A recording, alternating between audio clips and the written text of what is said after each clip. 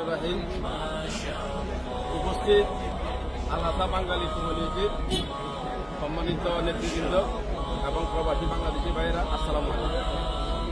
আমরা আমাদের বন্ধুবর নজরুল বদ্দা, ওনার একটা নতুন প্রতিষ্ঠান, মুম্বাইয়ের নতুন প্রতিষ্ঠান আলিফ রেস্টুরেন্ট শুভ উদ্বোধন আমরা করতে যাচ্ছি। আমরা এই প্রতিষ্ঠানের উত্তরোত্তর সফলতা কামনা করি। উপস্থিত সবাইকে ধন্যবাদ। আসসালামু আলাইকুম ওয়া রাহমাতুল্লাহ।